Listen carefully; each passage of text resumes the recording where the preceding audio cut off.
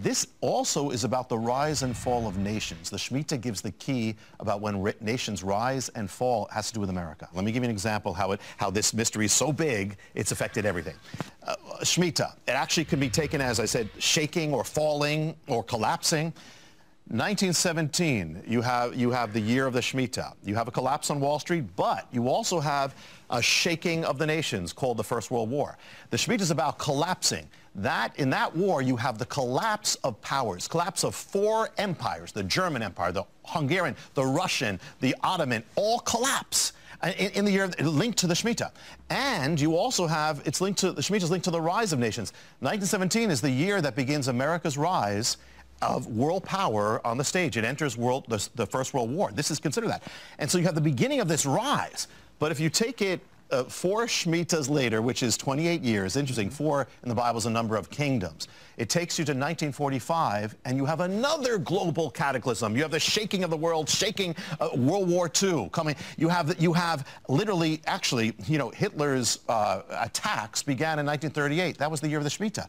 Goes 7 years till 1945 until it's over. Shemitah. The Holocaust, Kristallnacht. It's noted as 1938 as the fateful year. Year of the Shemitah. Ends 1945, year of the Shemitah. When you reach the peak of the Shemitah, you also get the peak of World War II, summer of 1945. You're approaching the Shemitah's day of nullifying things. Well, this is the day of wiping out. Unleashed on the world is the greatest power of wiping out ever. The atomic nuclear warfare comes on at the end of World War. It's like this crescendo. The war ends in the last week of the Shemitah, this whole 7-year period. And actually in Berlin, the Allies have a victory parade. It's on the day of the end of the Shemitah. I mean, so world history, this launches America as the superpower of the world, even the Cold War, in the year of the Shemitah. Now, if you go one more period, you go 4 Shemitahs later, 28 years, Shemitah can mean also the fall of a nation. It gets you to 1973. Key point. 1973, America decides to legalize the killing of unborn children. Same sin ancient Israel was judged for. And that same year also is the year America loses its first war. Vietnam collapses. On the same day, August 15th, that America won the war before in the other Shemitah. And so you have this thing of the fall now. And in the same year of that fall, you have the World Trade Center, which marks the same years that America legalized the killing of its children. Huh.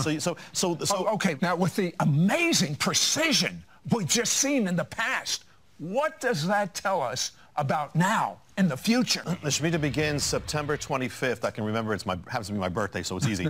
September 25th, and then it goes till September 13th, 2015. Now, let me tell you, a few things. One is 2 cautions. God doesn't have to do anything. It doesn't necessarily have to happen every time. However, other caution is he can. And the thing is that what the pattern is generally this. At the beginning of the Shemitah, you don't necessarily notice. And that's the dangerous thing, because when you combine this all together, where America's going, when you combine the harbingers appearing and continuing, when you combine the Shemitah, that's the thing.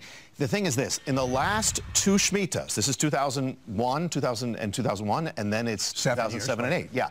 You had the mystery is getting more and more precise and intense. It's a buildup, because in 2001 you have the greatest stock market collapse in history happens on the exact day appointed in the Bible, Elul 29, to wipe out the financial accounts.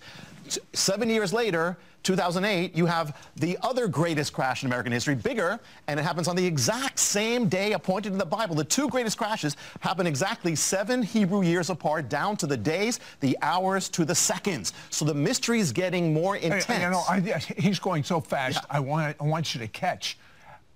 It is so precise what he's saying.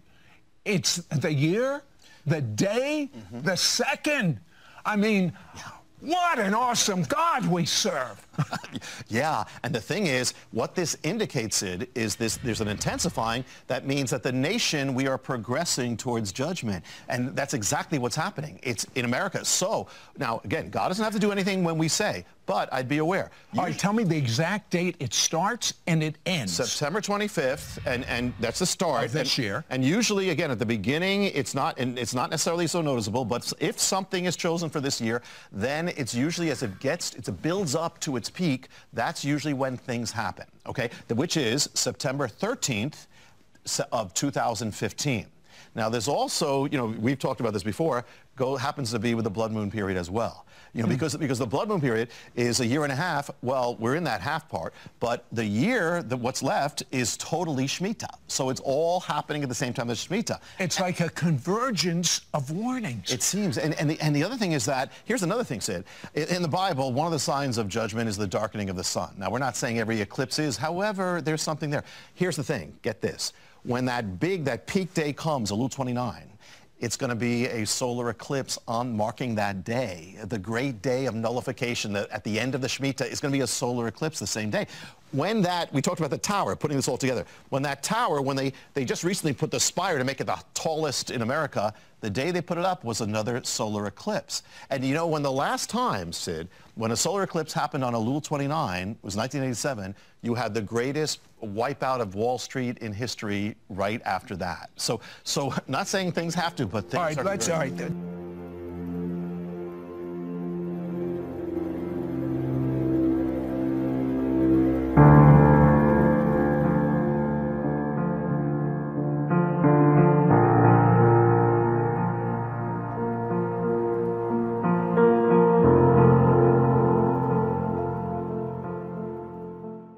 Clearly in a bit of a panic mode for all the reasons you've been citing. Look, our warning cracks were a pretty significant decline in earnings expectations for this year during the first half of the year.